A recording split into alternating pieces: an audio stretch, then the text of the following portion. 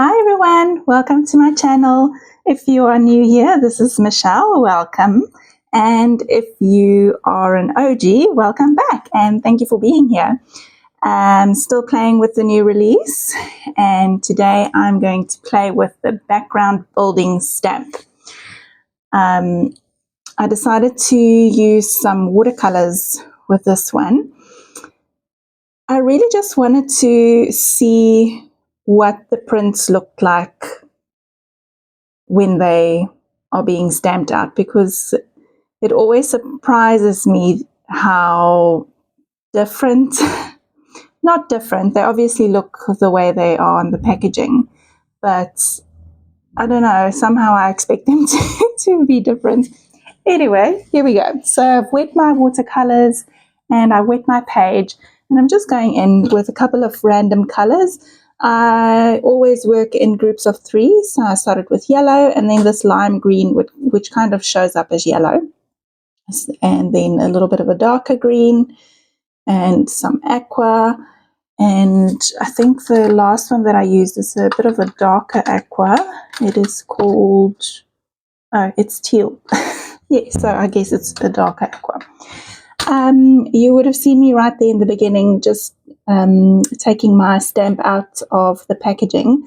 So what I normally do with my stamps is I get a pocket sleeve, I think that's what you call it, a pocket sleeve, file sleeve thing, a plastic filing pocket in A5 size, and I tape the sides of Marlene's packaging, so the film that goes over the top of the stamp sets, I tape those together to make so they can kind of flip open so those don't get lost. So that's what I did there in the beginning. All right, once I've got all my color down and I'm happy with it, I decided to try out the stamps with watercolor. I did dry my page probably, I guess, 85%, because I still wanted the paint to kind of blend into the wetter background, so I didn't get clear impressions of this background stamping. And I'm just kind of using, first I used that grid looking one and then the 3 little wheels together, and I think that's all I used for this part. And then I'm giving everything a nice good dry, because now after this I knew I wanted to go with inks and I wanted my inks to not bleed into the background. So first I'm going in with Stays On ink. It's a lime green one that I've got, and I'm using this dotty circly one. They actually look like donuts. Yes, let's call them donuts. I'm going in with the donuts. And again, I'm stamping in 3 sets. And just on the edges there, I don't like the harsh line at the end. So I'm just using the stamp off my block, and I'm just trying to blend in the lines at the end, so they don't end abruptly in a line of 3 or 4, but it's more of a blended look. And I'm going in with the triangle one. I've got some turquoise ink. This ink is a hybrid ink, so while it's still wet, it can move, but when it's dry, it sets, I think, that kind of thing. And the same with the pink one.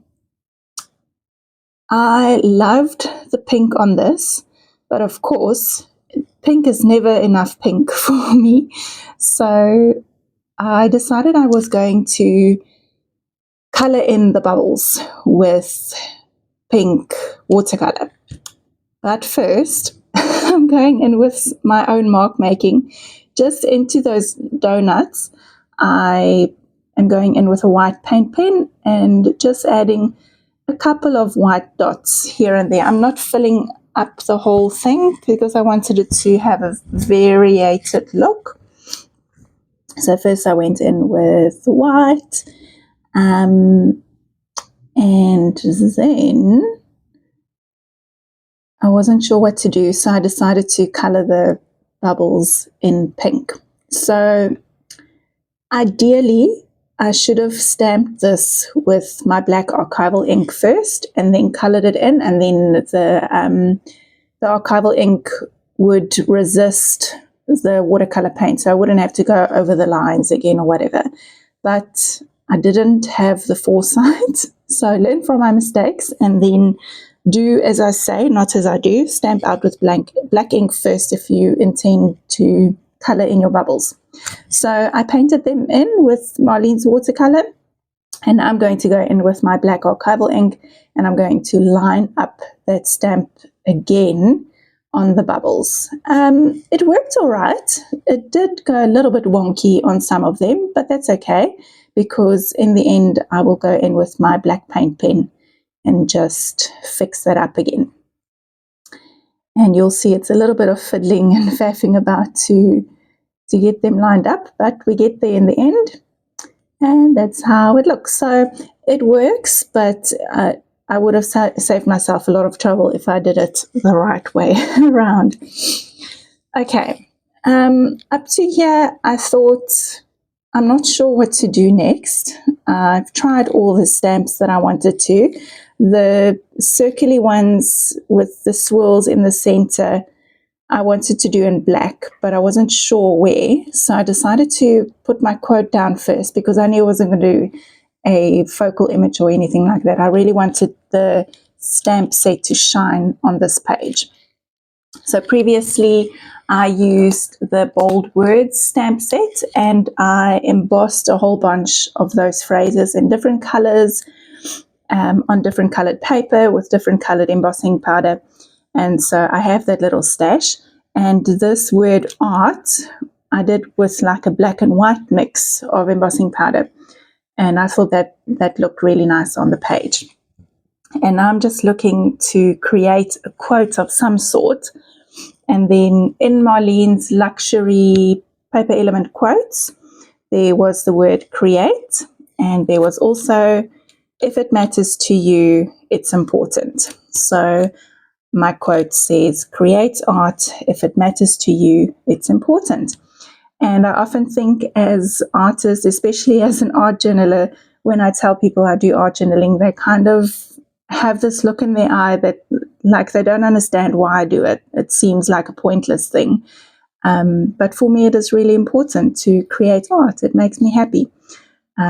So just a little reminder inside my journal that says, if something is important to me, I should do that. Okay, now I'm going in with those swirly, circly ones in black, and I'm just creating 3 clusters with them just to kind of make my quote more of a focal image. Okay, I'm going to add some white into those swirly ones, and the white will the watercolor will come through the white, so it doesn't stay a true white, but that's okay because it just adds a little bit of a lightness to those mark makings. Okay, now I'm fixing up my bubbles, just going around with a paint pen in black, and then I will go in with a white highlight on all of them as well, just to make them look a little bit more like bubbles. You would have seen I've used bubbles on almost every one of my pages since this new release. 1, 2, on 3 of my pages. I really like the way that they look, so they make me happy. I'm going to keep using them.